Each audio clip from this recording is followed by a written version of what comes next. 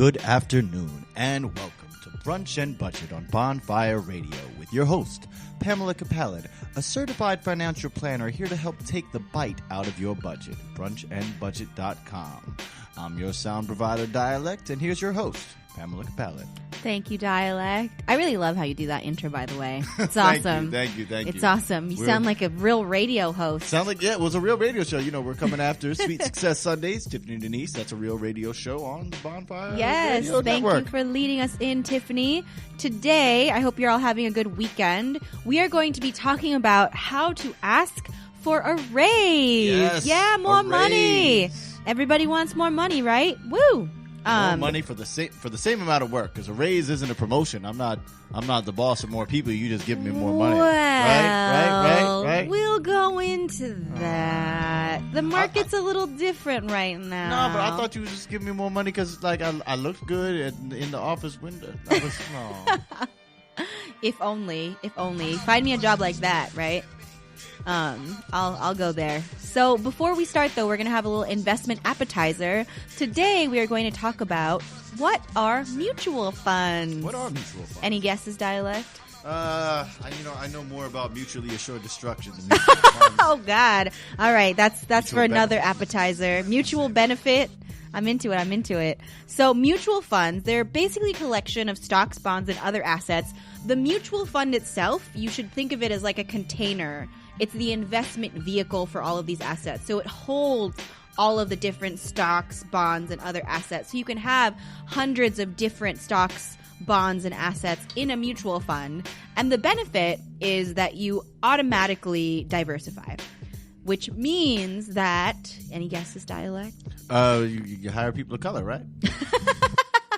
Yes, exactly. Abercrombie and Fitch, you need mutual funds. You do. You need all the mutual funds. Oh my gosh. So diversify is a little different from diversity. No, it's not. I know.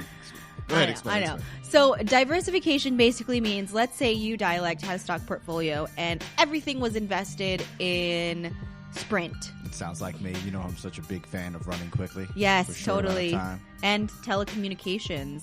So Sprint... Telekinesis, yes. Sprint was actually sold to another company at some point. And so if all of your stock was in Sprint and it was sold, then all your stock would be gone.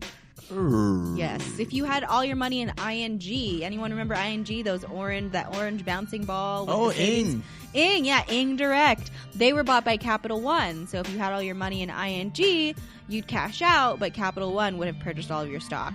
Also, if you invested in a company that went bankrupt and that was where all your money was, you would have $0. One of these days, I would like to ask a little bit more about that kind of thing, about what happens when you own stuff and people get bought out and where all that money goes. 'cause Yeah. that seems like, what you said in certain situations might not be too bad, but in some situations may be terrible and devastating. But Yes. I do hear what you're saying. If I'm all in one company, I'm out of the game. Yeah, exactly. You're out of the game. Yeah. Or you're in a very narrow game where you're taking a lot of risk. So when you... Narrow game. Yes, a risky, narrow game. But when you put your money in a bunch of different stock, then you can diversify. Now, the thing with diversifying on your own is it's not very cheap. To put it one way. It's pretty expensive to try and buy Google and Apple and American Express and then a bunch of other little companies, Macy's and things like that. Like, for instance, Google is trading at $560 a share. Woo! Yeah. So to buy 10 of them, you need like $5,000. Yeah, that's sharing prohibitive. Yeah, seriously. Unless you got some $5,000 in your pocket. But if you invest in a mutual fund that owns Google stock, you can actually own part of a share of Google. So so you can't just buy like 25% of a share of Google, but you can buy into a mutual fund and they actually split up the shares. And they do that by getting a lot of shareholders, a lot of mutual fund investors to also invest in the same mutual fund that holds all of these stocks. So you and a bunch of other investors are investing in this mutual fund together.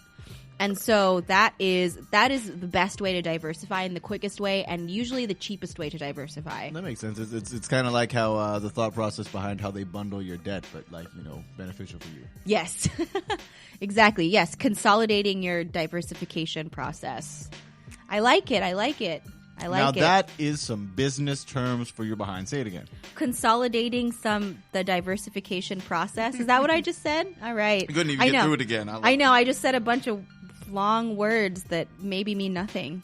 That's how I feel. No, those words all mean stuff. Ask Wikipedia. But Okay. it's just, but They man, know. all together, Lord. I know, right? So there's two kinds of there's lots of kinds of mutual funds, but there are mutual funds that are actively or passively managed. So actively managed mutual funds mean that there's like a professional manager, a professional asset manager behind it, picking and choosing the stock. And so those mutual funds actually tend to have higher fees. The fees for mutual funds are called expense ratios. Expense ratios. Yeah. Well, it So- sounds like an actively managed one would be. That's work. Yeah. Oh, yeah. No, that is definitely work. And a passively managed one means that the fund, usually they're called index funds, if you've heard of those. It means that they're following, it means that they're following a certain index. So they're following something like the S&P 500 or international stocks or bonds. Speaking of which, because this reminds me, we are talking about the S&P 500 and the Dow and the indices and the reason that they're grouped together. Remember, we didn't know the answer. We were like, why are they together? Oh, It's because they are both indices. It's just, yes. They're all benchmarks. yeah. Basically, it's just that they're the, used the as a S&P predictor. is more Yes. than just an index. Yes. Well, And Dow and we is were talking just about an index. stock exchanges. Yeah. So why was the NASDAQ, which is a stock the NASDAQ, I'm exchange, sorry. Yeah, not put S&P. together with something like the Dow? And a lot of it is just speculative and predicative. We actually had someone in the chat room help us with that. So that was really helpful. Thank you, chat room attendant. But yeah, so actually in the next show, I'm going to talk about the S&P 500. So hang tight. But today we are going to talk about how to ask for a raise. Yay! Yeah. Asking for more money. Isn't that so fun? And not intimidating at all to ask people for things. No, definitely. Especially your boss who holds the power of, your livelihood in your Grayskull? hands. Whatever. Huh? Grayskull? Grayskull? No? Power of Grace? No? Okay. I don't know what that means. Should I ask? No, don't. Okay. So, I mean, it seems like a silly question, right? Why ask for a raise? And it's one of those things where you kind of have to think about what you lose out on by not asking for more money. Besides having more money in your bank account, you're actually losing out on earning and spending power over a lifetime. There's been calculations that if you ask for a $5,000 raise just once and invest it, you'd actually have $1.3 million over 40 years. So you lose out on that significant amount of money over 40 out years. on a 40-year-old millionaire? That's not cool. I know, right? So you leave a lot of money on the table, and people estimate between $1 and $1.5 million is basically left if you don't negotiate your salary at the beginning, and if you don't continue to ask for raises throughout your time there. Yeah. And bosses rarely volunteer giving out more money. And when they do, they're certainly not volunteering to give you the maximum amount of money that you could have asked for as well. So there's a lot of power in asking. The other thing is, in 2008 or 2009, this conversation may be very different. There's a lot of people who are just grateful to have their jobs. Right. But the market's changed now. And nobody's grateful anymore. Nobody's grateful anymore. They're just all greedy motherfuckers. No, just kidding. No, unemployment is actually expected to drop to 5.4% by the end of the year, and it was in double digits in 2008 and 2009. So this is a pretty good time to be an employee and ask for a raise right now. Because unemployment Is down. Yeah. And 57% of companies are actually saying they're worried about retaining their workers, which is 20% of companies were worried in 2010. Okay. So the job market in general is much more competitive for employers than for employees. Leverage, y'all. Yeah, leverage. Woo! So you should feel pretty good, especially, and of course it's a case-by-case basis, and we're going to go into that in general.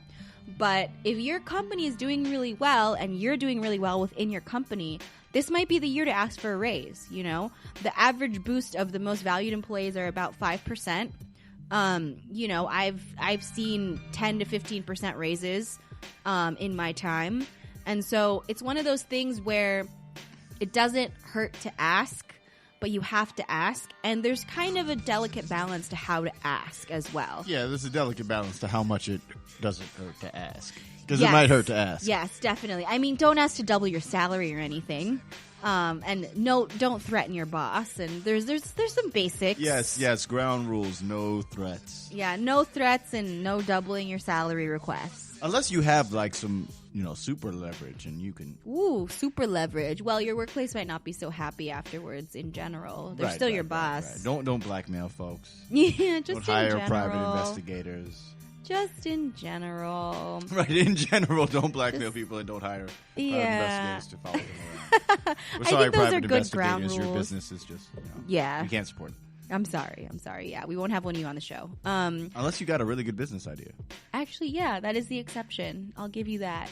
Or if you have already been stalking us and have information on us. Yeah. If you see, are you behind the trees right now? In other words, next week we're having a private investigator on. Exactly. Thank you for joining us. He's actually here right now.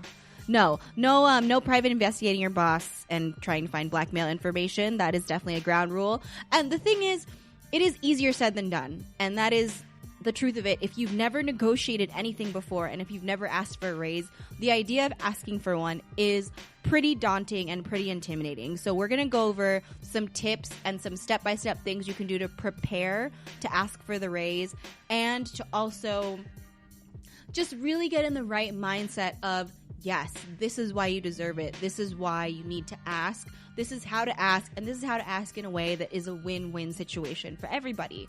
Because at the end of the day, if you think about it, the idea of losing you should pain the employer enough that they want to pay you more just to stay. It's way more expensive to spend months and months training someone else than to keep somebody who's been there already and keep them happy.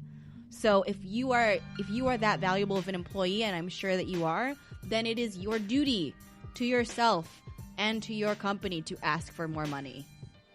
So let's go to a song and then we'll get right in. Well, since you've been hitting the rally button hard. No, that was Rallying. good. That was quite a rally. Everybody ask for a raise. Yeah, since everybody is rallying and asking for raises, I figure we can go anthemic. This is the 9 to 5ers anthem by Aesop Rock. Check out in a minute. Brunch and Budget, Bonfire Radio. Shit. What else? What time is it? Let it again. I gotta do it.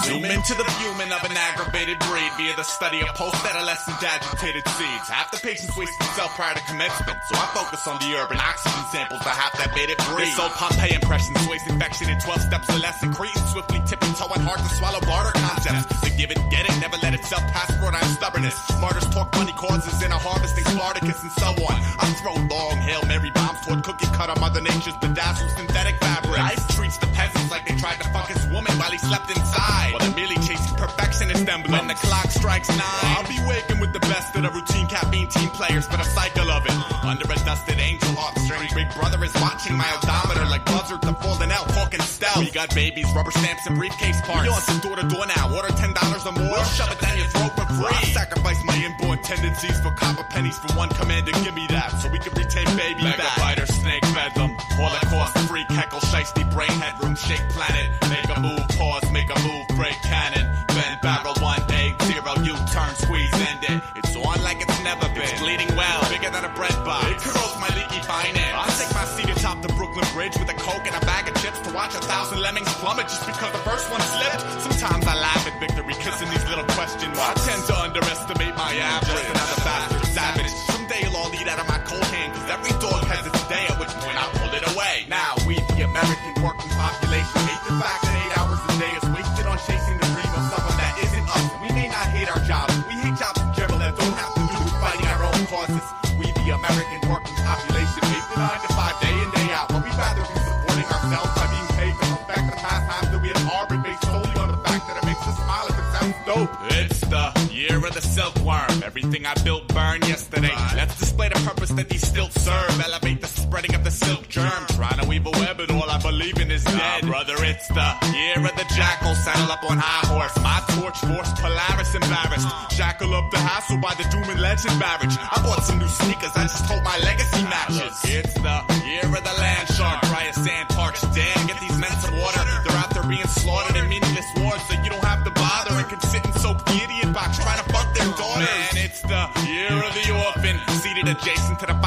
circling the torches on your porches, trying to guard the fortress of a king they've never seen or met, but all are trained to murder at the first sign of a threat. Maybe it's the year of the water bug, cockroach, shutter thug specimen. You're respawned from dreaming of your next of kin. I'm still dealing with this mess I'm in. I've been the object of your ridicule. You've been a bitch, lieutenant. God, it's the year of the underpaid employee, spitting 40 plus a week and trying to rape Earth in my off time. You bored dizzy, I can't keep myself busy enough so you can run, and I'ma let you think you won. Everybody, we the American working population hate the fact that 8 hours a day is wasted on chasing the dream of someone that isn't us. And we may not hate our jobs, but we hate jobs in general that don't have to do with fighting our own causes. We the American working population hate the 9 to 5 day in, day out. Well, we'd rather be supporting ourselves by being paid to perfect the pastimes that we have harbored based solely on the fact that it makes us smile if it sounds dope. Mama let her bed and stumble to the kitchen. Pour myself a cup of ambition and yawn and stretching. My life is a mess, and if I never make it home today, God bless it. Mama let her bed and I stumble to the kitchen. Pour myself a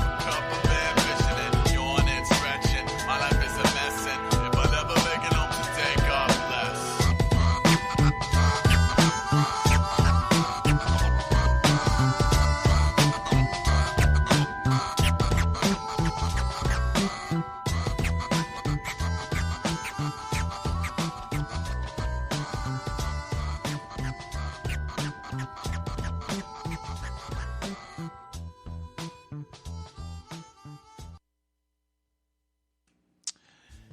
We're back.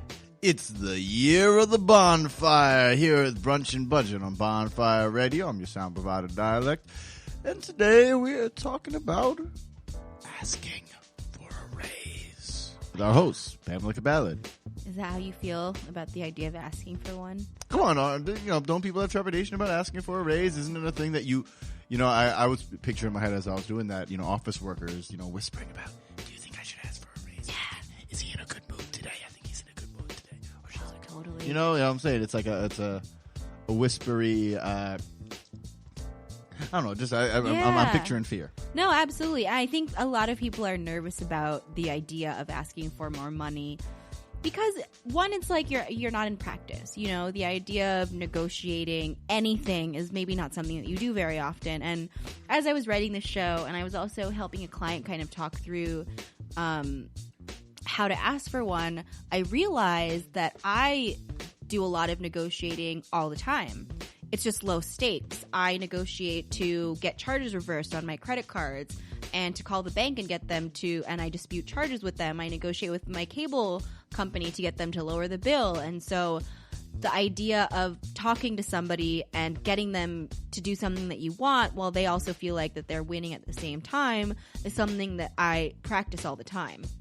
And so that might be tip number one, is just start negotiating in low stakes environments. Start negotiating in a way where you can't lose and where the person on the other end can't really lose either. Like even if you don't come to an agreement, the customer service person on the other end just hangs up and talks to somebody else. And so do you. Ah. Yeah. So remember what everybody wins means.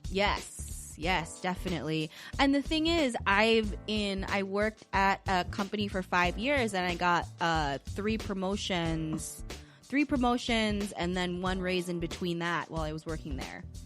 Oh, so yeah. It's almost 1 a year. What happened that 1 year? I left. Oh, right. I left before I got to ask.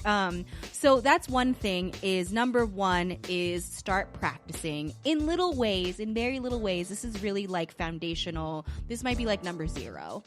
But after that, when you're ready to start thinking about it, it's all about timing. So really, number 1 officially is timing. Is there a time when people in your company normally ask for raises? Did you just do something awesome that your boss is really happy with? Is your company doing well? Ask yourself these questions. And you can even ask your boss flat out, especially if you have a good relationship with them. Start planting the seed, just ask, if I ever wanted to talk about my salary, how would I do it? When would be the best time to ask? If you're really unsure and you have a comfortable relationship with him or her, go ahead and do that. There's no reason to not be straightforward about it. That's helpful. I was going to ask a question that I think that partially answers, but that all sounds really good when you're in a comfortable position. But what happens when you're in more of a position of need?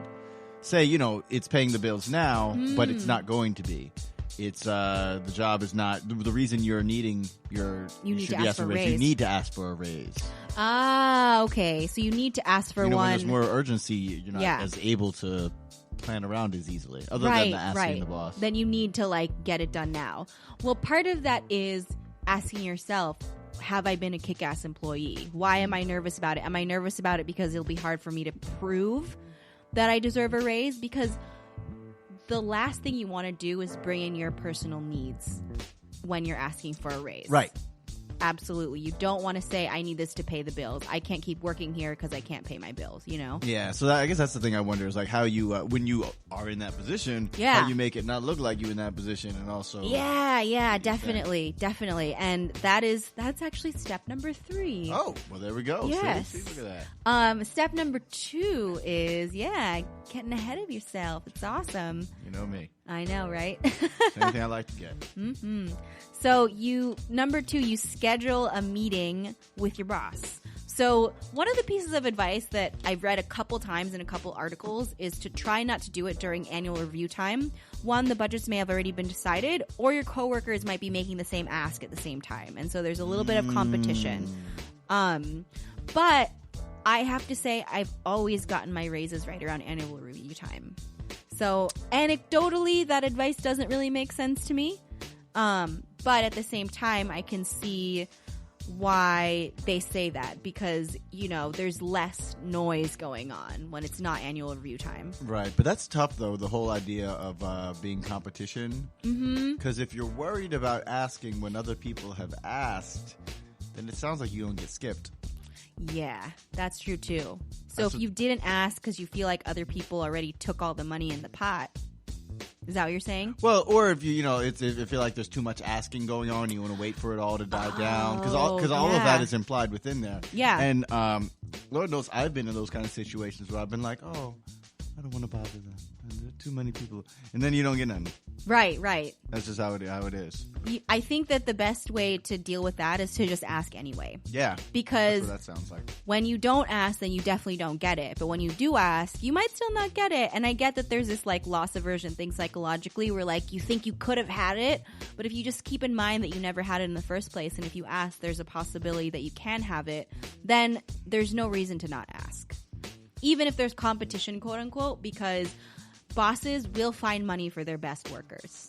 Bottom line, I've had that conversation with my bosses about that. And who knows? Maybe they like you better. Yeah. Or the other person was greedier, and they were like, you know what? Forget them and their money. Yeah, and they'll take the money from them, pull it out of their hands and give it to you. I hope not. That sounds like a hostile work environment. You might just want to leave. Well, yeah. Well, first get your raise. Get the raise first. Pry it from their crying fingers. Oh, crying fingers. That's such a sad image.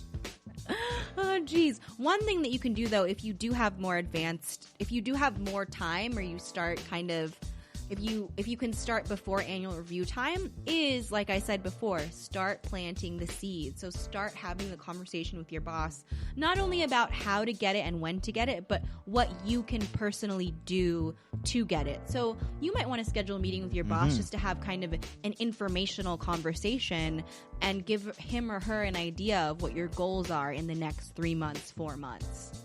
Now that sounds like a way to frame need. Yes, absolutely. Without having to make it seem like a need. For my younger folks, if you remember when it was heading towards the end of the semester in school, and you needed your grades to be at a certain place, and you could come to because the ones who could get extra credits are the ones who would say, so this is what I need to do, and this is my plan, and this is why I need to have it.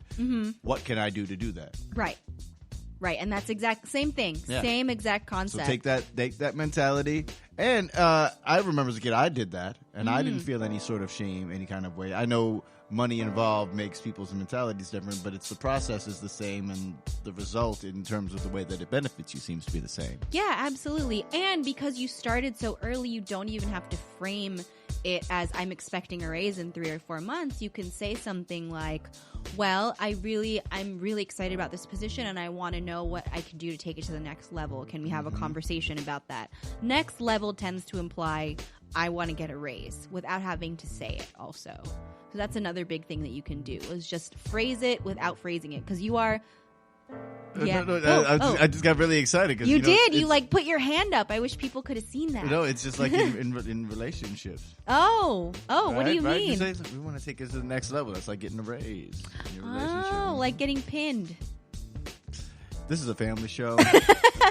I meant like going steady. And... Yeah. Sure. Okay. Let's talk about the money. Go back to the money. So now we are actually on to number 3, collecting evidence, making your case. So going back to what you were talking about like what if you really need it? Like what if you need it urgently now? Well, let's assume that you are an awesome employee. That means you've done really great things for the company in the last year. Hopefully, Yes, hopefully. So, I mean, honestly, you shouldn't be asking for a raise if you can't prove that you have helped the company in some way in the last year because you will probably get a no and that will just suck. Word. I have just to preface everything, like you should be able to make your case pretty easily when you're getting ready to ask for a raise. Otherwise, honestly, take at least another 2 or 3 months to start making your case and start working towards that. I like that. So if you can't easily explain, because I'm sure we can all explain, we can all figure out some kind of thing. Yeah. Easily explain what extra benefit you're bringing. Yeah. That makes sense. What extra benefit you have been bringing, what projects you've completed that have been really great, where you've exceeded expectations. If things don't come to mind immediately as I'm saying these things to you, then go back to the drawing board, have this initial conversation with your boss, stick it out for the next 2 or 3 months, and see if you can demonstrate a turnaround that warrants you asking for this raise. And again, we're talking about all this extra work because we're not talking about cost of living. No.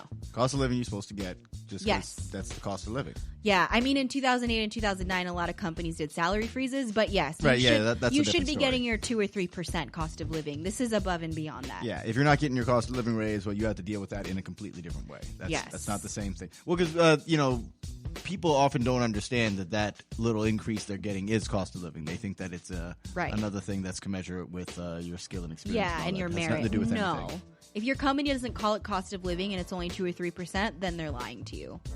They shouldn't call it a raise. It's cost of living increase, for sure. Thank you for that clarification. Yes, this is above and beyond that inflationary amount, basically.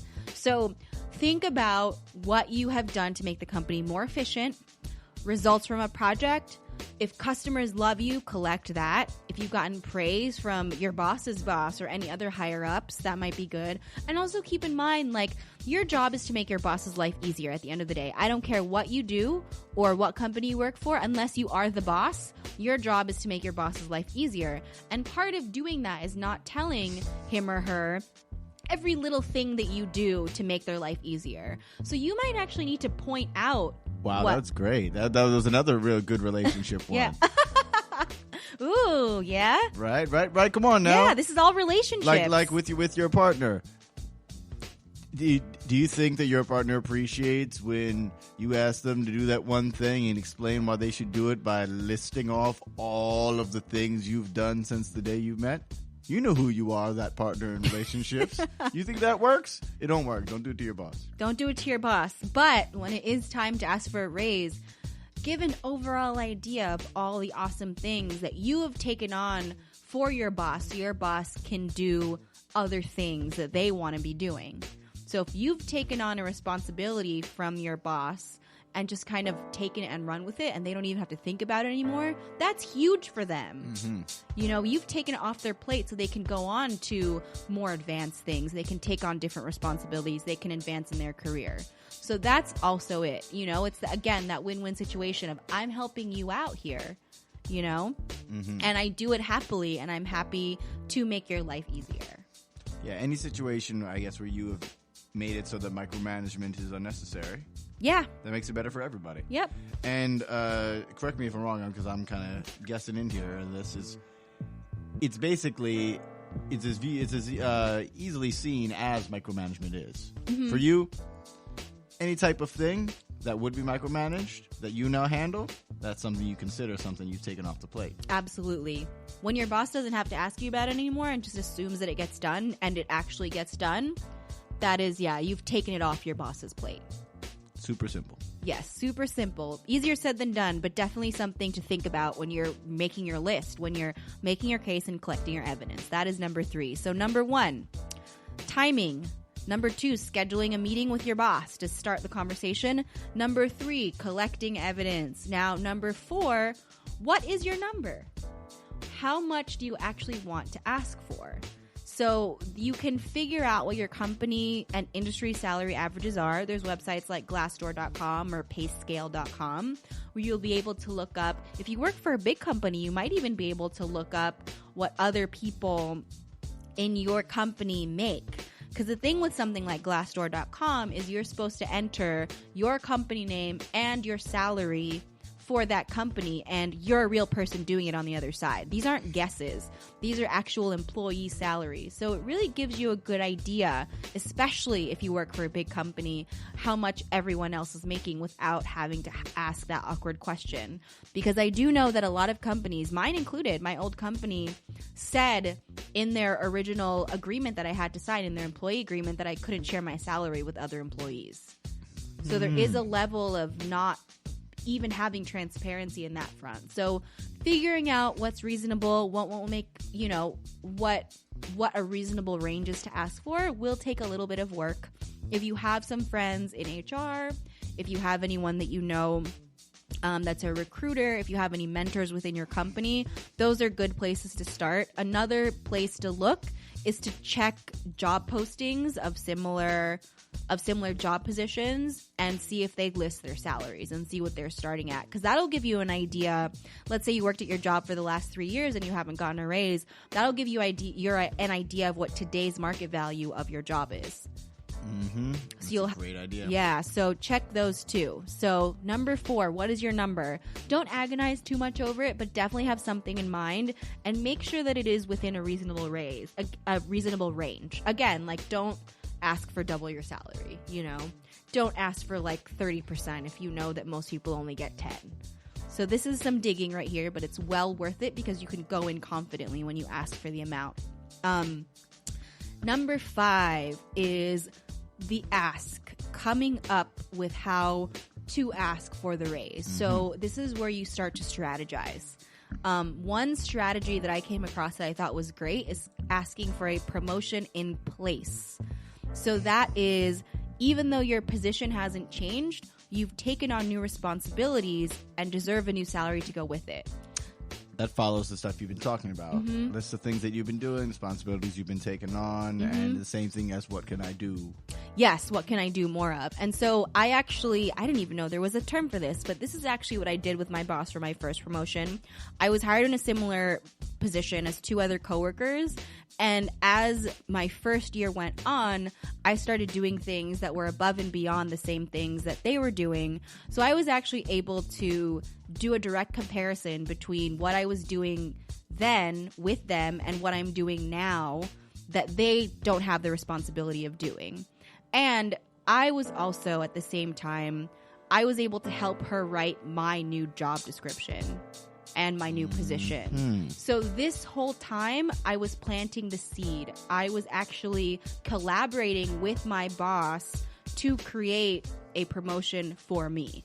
And this was over months. This wasn't like I did this in a week. This was, I remember the first conversation that I had with her actually saying, it seems like that I'm doing different things and more things than the other 2 people that I work with currently. Can we talk about that? Can we talk about what you want me to do more of? And so then it got to the point where she was asking me to help her decide and write out the job description for a position that actually still exists today in that company now. So we created a new position and sustained a new position in that company. Well, so yeah, it wasn't just for you though. That's why it still exists. It sounds like in a lot of what we've been talking about, collaboration is key. Yes. Collaboration with your boss. You are not tricking. It's not like I'm nice with my words and I'm going to spit a dope rhyme and you're going to be confused and bamboozled and give me what I want. Exactly, yeah. That's not what it is. You're not tricking them. You're not playing them. You're not going behind their back. You're getting the thing that you deserve for the thing that you have done. It's an even arrangement.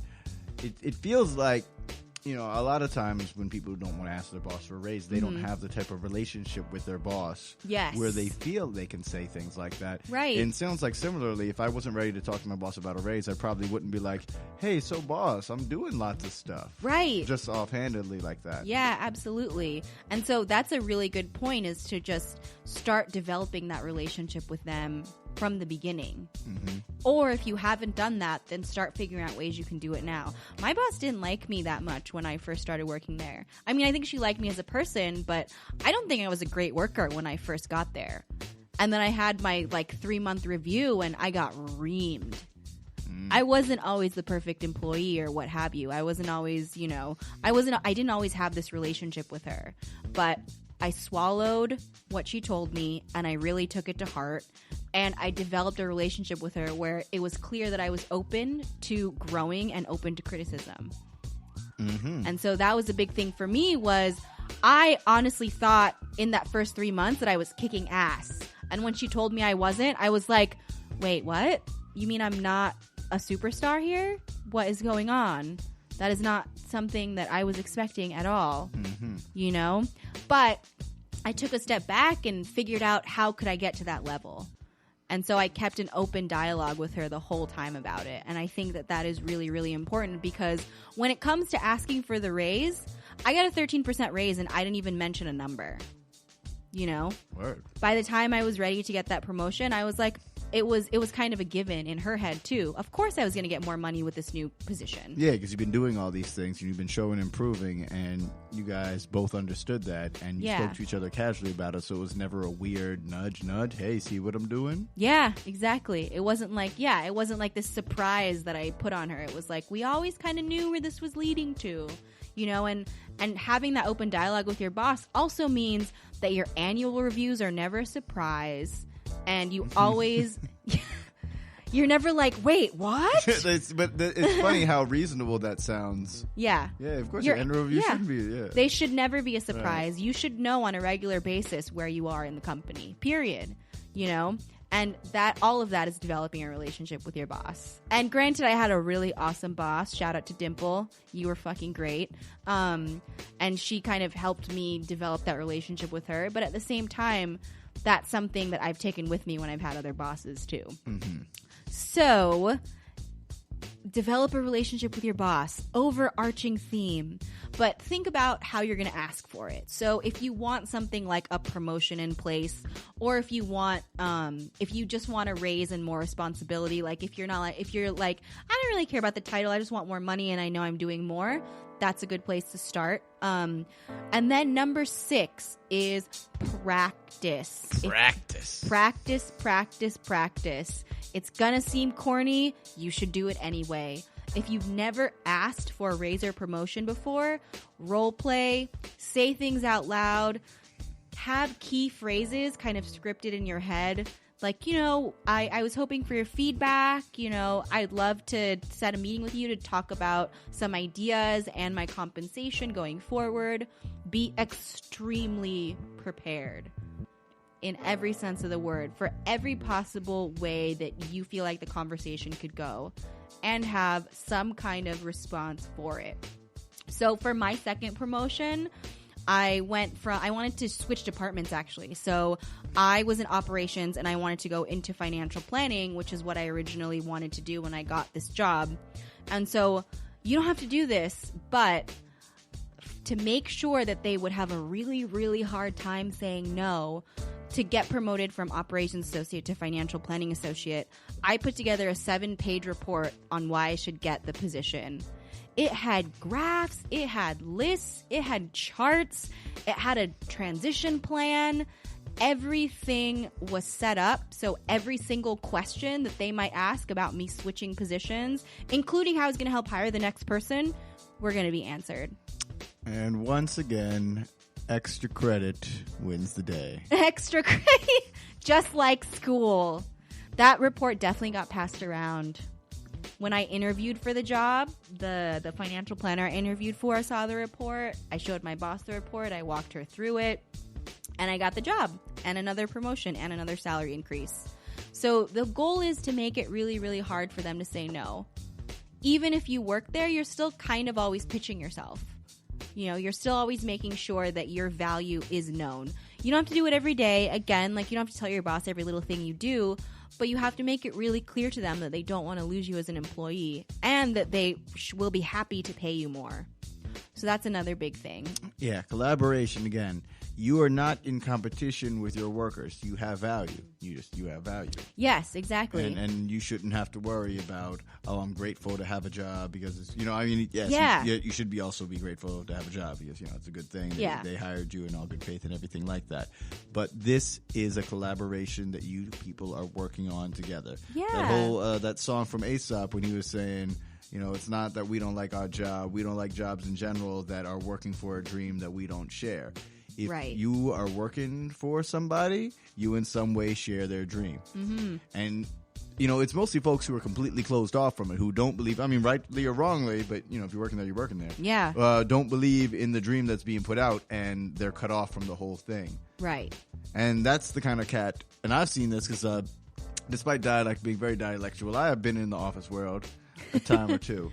And that's the vibe. Yeah. When it's just as easily seen in the artist world. When you're not here for it, everybody could tell. Right. If you're just here to get whatever kind of You're check just you can going out through of the it, motions, yeah. and you're going to get the bare minimum from It's folks true. because you're given the bare minimum. It's true. It's easily Totally demonstrable. agree. Yeah, you know, even if the job is a means to an end, still do your best at it. You're still there every day. You're still there 8 hours a day. And the people you're working with are still people. Well, you know, that's why I've always suggested to folks that, you know, when you have a side job or a non-career job or starter job, whatever you want to call it, that it's still something that's in line with your values. Yes. Because if it's something you hate, it'll drive you crazy. It really will. You can just deal. You will become more and more cut off, more and more sullen, and more of a pain to deal with at work. And then you don't get no raises. You might get fired. Which may be the better thing. Maybe Right. they see that you don't. But that's my thing. You know, if I understand there's unavoidable circumstances and things like that, when you put yourselves in those kind of positions, you either have to find some compromise that you can make or move on. Yeah, totally agree.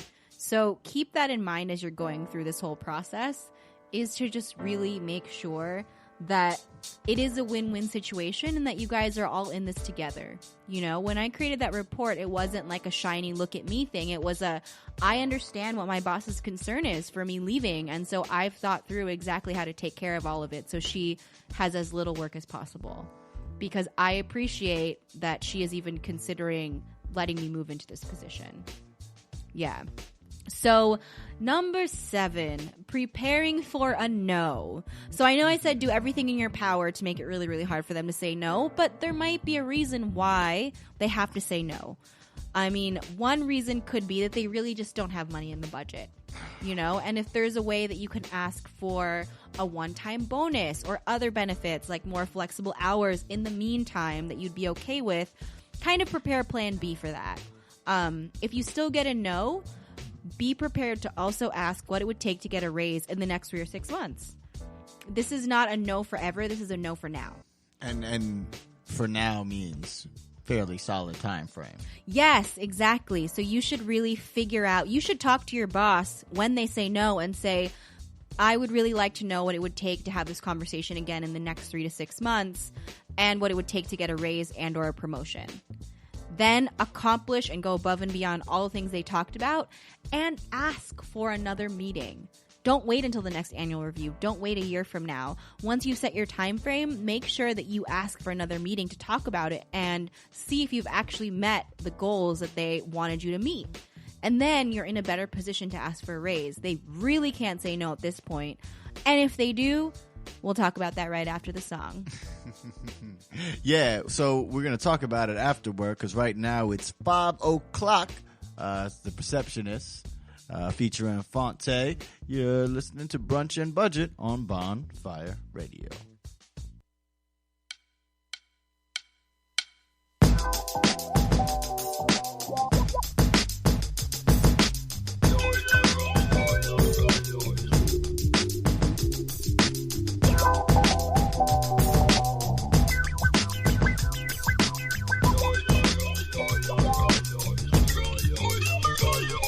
Now this is dedicated to that little peace of mind that you find every day when you leave your daily grind. The time is 5 p.m. and now you leaving your cubicle. It's daylight savings time and the weather is beautiful. Suitable to kill and breathe a sigh of relief. At last the day is yours for you to do as you please. Yeah, you feel the breeze even when the traffic is crammed because you on your way home and bumping your favorite jam. So you run into your crib and then you lock your door. Zoning out, listening to records galore. Looking for some perceptionist, maybe some Jill Scott. But no matter what you checking, the selection's real hot. Here's the plot, give it everything you got. Make moves, then your life will truly improve. Now you thinking about the hours that you put in for them and surpassing them for Delph, cause that's the real gem. Here's an idea, think to yourself, yeah, this is my year. Now proceed with your mind clear. All those things you're saying you would do in the past, make them daily tasks so those brighter days won't last. It's 5 o'clock and I'm finally free. It's my time to shine, my time to be. I spent the whole damn day working for you. Now it's time to do something for me. I just can't wait to get on home, away from you, and be on the low. Turn off the TV and plug the phone, cause it's 5 o'clock, now everybody sing along. Ba ba ba ba, ba ba ba ba, ba ba ba ba, ba ba ba ba. Now you understand that you your own woman or man because you broke it down to a simple 4-step plan. Step 1, sit and make a plan, son. Step 2, make time for you, boo. Step 3, turn off your motherfucking TV. All of a sudden there's so much of the world to see. And step 4 is to explore your options and get it poppin' and get in the game instead of just watching. Entrepreneurial maneuvers, self-investment, that's the shit, I can't contest it. If you ain't doing what you love doing, you're losing. Security's illusion created by institution to keep us moving to the job, bank, and the store. A commonly accepted, thus perpetuated war. And if what you waiting for is opportunity to knock at your door, then step it up, cause it ain't like that no more. Sure, you can sit at home riding a wave, but in your heart I know you feel there's something missing every day. But all that matters to you now is you off the clock. Yo, this weekend's gonna be off the rock. Yeah, son. It's 5 o'clock and I'm finally free. It's my time to shine, my time to be. I spent the whole damn day working for you. Now it's time to do something for me. Now it's time to do something for me. Now it's time to do something for me. I done spent the whole damn day working for you. Now it's time to do something for me. I just can't wait to get on home, away from you, and be on the low. Turn off the TV and plug the phone, cause it's 5 o'clock, now everybody sing along. Ba ba ba ba, ba ba ba ba, ba ba ba ba. Cause it's 5 o'clock, now everybody sing along. Ba ba ba ba, ba ba ba ba. Sing it again. Ba ba ba ba. Cause it's 5 o'clock, everybody sing along.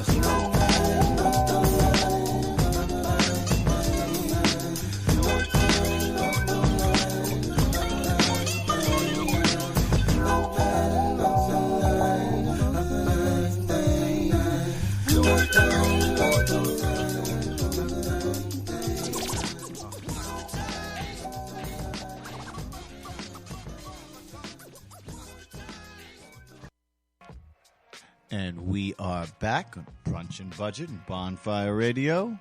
That was The Perceptionist, Little of Beantown, getting with Fonte, a little bit of North Carolina, some of that Foreign Exchange. He's from a group called Foreign Exchange. I know that North Carolina and Boston are the same country. Anyway, Brunch and Budget, Bonfire Radio. I've spent all day working for you. Now it's time to do something for me. Yeah. Pay me. So, how to ask for a raise. Here we go. So we went through some of the tactics and basically the order for asking for one. You know, make sure you think about the timing, schedule a meeting with your boss, make your case, figure out what your number is, figure out a strategy for how you're going to ask, practice asking for it, and preparing for a no for now. Now, what if that no for now just ends up being a no for a long time? This might be a sign that you might not actually have anywhere left to go in your job, and it might be time to consider switching jobs and finding another place to work. Straight up. So if you're finding that you keep getting, roadblocked on advancing in your career or moving up within your company, then let's maybe look elsewhere. Now, here's one caveat. While you're asking for the raise or, getting ready to prepare for the no, do not threaten or imply to leave if you don't get what you want. Yeah, that's not the game. No. But, it's important for folks to hear about taking an next job. I know a lot of folks listening, and I know I'm of a similar mindset. We think about the scarcity of jobs. Mm-hmm. And things have been turning around lately. Yes, So if you're not up with the new, this is the new. You should have renewed hope or expectation that you can get a job out there. Absolutely. And it's not like you're quitting your job and then looking for another job. You're keeping your job and job hunting at the same time. And, it's a little precarious and there's some juggling going on and suddenly you're going to a lot of doctor's appointments maybe. But at the same time, you need to really make sure you're getting paid what you're worth. Really, the biggest salary jumps that I've seen personally with my clients and with myself is when I have switched jobs versus asking for a raise. You have more leverage. You're figuring out what you're worth in the market today. So you're not working from a salary from 5 years ago, for instance. And you just have more leverage, People are looking to fill positions. And the average wage growth for someone changing jobs went up from 4.3% in 2013 to 4.5% in 2014.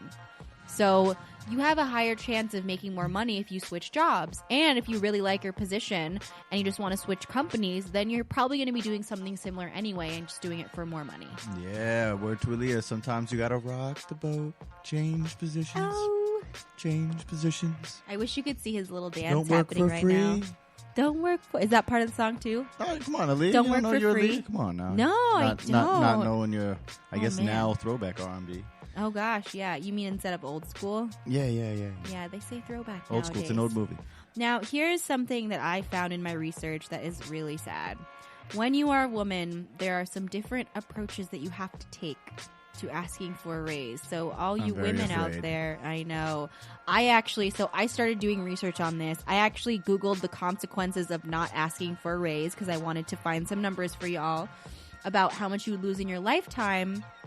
And the first 5 hits that I got were about how women don't ask for a raise, why it's harder for women to ask for a raise, how women are perceived when they ask for a raise, and the hesitation of women asking for a raise. Yo. So, actually, this is part 1 of a 2-part episode because next week we are going to talk about some of the ways to ask for a raise and some strategies to ask for a raise if you are a woman. All right. Yes. So, unfortunately, this is still the case. Women in the marketplace today have different obstacles that they're facing. One thing is that a lot of women don't even think to ask for raises. They're hoping that results will speak for themselves. And so only 7% of women, this is crazy. This is a crazy, crazy stat. So when a woman gets a new job, only 7% of them attempt to negotiate their initial offer versus 57% of men. Wow. That's a really big disparity. The concept of the initial offer as an initial offer is not how most women think of it. They see the number and they think, okay, I either have to say yes or no, and that's how it is. And so that's one crazy statistic. But we might also be subtly getting told that we shouldn't be asking for them in the first place. A lot of researchers have found that it can actually hurt women to ask for more money. Women are more likely than men to be seen as greedy, demeaning, or not nice. That is literally the terminology they used. Just not very nice when women ask for a raise. And the crazy part is that both women and men in the study thought this way about women when they were asking for the money. So a couple quick strategies that I found that are, to be honest, they are patronizing and kind of suck, but this might be the place that we have to work through while there's hopefully some institutional change happening, which we'll talk about in the next show. What are these strategies? One of them is called accommodation tactics. Whoa. Yes. Yeah. So figuring out how to present yourself in a way where you're doing it for the team and this will be better for everybody. Any compromises you can make in the short term to get this raise. Whoa. So wait. So the same thing that you said before, show everybody the benefit for everybody, but just do it with a means to an end. Well, Yeah. but just do it like coming from a position of you seeming kind of lesser. Yes, I know. I didn't know exactly how to phrase that the way that it wouldn't make me sick. Well, they get worse. So Yay! All right. another one is verbatim, using charm. For example, her research has shown that using charm, which she defines as a mixture of friendliness and flirtation, can mitigate some of the negative perceptions women are at risk for when they ask for something like a raise. Except this is for a the direct negative- quote. But except for the negative perceptions of women negotiating for things using flirtation. Yes. Friendliness I can't say I'm and down with that one. flirtation. I was like, okay, so maybe strike that one from the record. Here's another good one. Play to feminine stereotypes. So Yeah, I can't. should I even go on? I can't. No, At least someone in the article actually said, I gotta say that was very depressing. But basically they said, conform to feminine stereotypes. Appear friendly, warm, and concerned for others above yourself. I like that. Ladies around the world, I have to apologize. Maybe I'm wrong. Dialect is not a lady person, but I'm entirely sure that I could call Mama Lect right now and she'll just start swinging on. I know, whoever wrote right? This thing. That's So terrible. this is the tip of the iceberg of what I found, and this is why I said, crap, we need to have a whole show on this. This is terrible. That's the tip sheet. This is the best advice that I could find for if you're a woman, here's how to ask for a raise so nobody thinks you're a bitch. Yeah. Basically. You might as well just said show a little leg and bring some concealer in case I they know, hit you. right? And make sure you have a cup of coffee and know how they take it. Mm-hmm. So this kind of negated a lot of... Anyway, we're having another show on it. There's some real strategies in the next show, but this was just so eye-opening for me to find. Bottom line is, though, whether you're a man or a woman, asking for a raise is about advocating for yourself and advocating for what you deserve. This has nothing to do with what your need is or what the company can give you. This has to do with the fact that you are a very valuable contributor to the company and you deserve to get paid for it. So I have 3 P's for you to remember. First of all, this is going to be a very uncomfortable thing to do the first time you ever do it. So just own that and understand that if you've never asked for one before, it's going to be a little uncomfortable. But if you follow these 3 P's, then it'll be less and less uncomfortable every time. Number 1 is plant. Plant the seed early with your boss. Start talking about getting a raise before you ask for it. Plan. Keep track of all your accomplishments throughout the year and actually be good at your job. Be good at your job and write it down when you are. And prepare. Be ready for pushback. Have a number in mind. Be ready for the no. Be ready to have some kind of counter conversation about this. So plant, plan, and prepare. This is your job and this is your life. And you definitely deserve to make more money. So that's how to ask for a raise. All right. And we are finishing you out with Ask For It by Bags.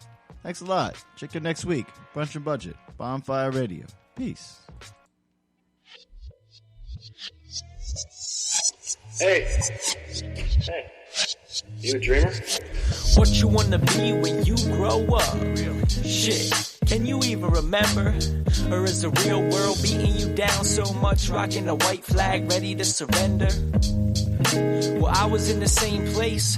I had the same frown on a different face. Desperate, thinking dreams are too fast to chase. A fleeting feeling as the past passed away. But one day I heard a hushed voice whisper in my ear and it asked, where's the love, boy? A quiet query from the depth of my being leading me to step in the direction that frees me. You gotta make a way, I haven't made for you. So I watered a seed and hope to reap a sequoia. And I remember cradle balance in the center and intend to make every single day an adventure. I could be a cautious realist, limited and inhibited, or let it go and be limitless. No thanks, Bradley Cooper. You can keep your pills and all remain super. And since life's what you make it, then I want to make love, peace, and amazement. Make change, make beauty, and make footprints all over the globe. You you can find them if you're looking. From Philly to Chile, Aachen to Wisconsin, Staffordshire to Africa, you know I stay rocking. I want to travel this globe on the less traveled road and experience the love of infinite souls. Not sure of the vehicle, but even if I gotta grow wings, I'ma see it all. I find the folklore in every 2-4 and hope you're headed for the best you could hope for. Well, yes, of course, that would be great, but that means I gotta take a leap of faith. And my legs are heavy, and that's a big gap. I might regret it afterwards when I think back. You gotta want it more than you worry and go for it like you're pissing off Bill Murray. Caddyshack, I step back, start running fast, no turning back and no clue where I land on the map. I don't know where, I'll be exactly where I need to be. Falling or flying, what's the difference? The path is intergalactic and I'm lifted.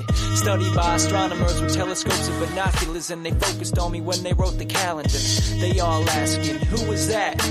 Homie, that's Bags, controller of the Zodiac, observer of the urges and the phoniacs and the holy acts. If you roll slow, time will slowly pass. But think is synonymous with contradict. Molded monuments beholding my accomplishments, because the way I inlay and spray vowels and consonants at a constant drip, you know it's constant shit. But that pride's not I, that's the ego, and I can't let him out of my sight wherever we go. And every moment that I'm more aware, the more I love and the more I care. So every song's a motivational speech, you know, in it for the giver, lay it all on the line. But I decline to remind, I design the timeline intertwined within my mind. And there's a power each one of us can access to uplift our souls and push back stress. But don't push it, hold it and hug it. The only way to escape pain is to love it. Interpret and merge with the insight and take time to RSVP to life's invite. So many signs, if you open and you see them, you can take them as you will towards slavery or freedom.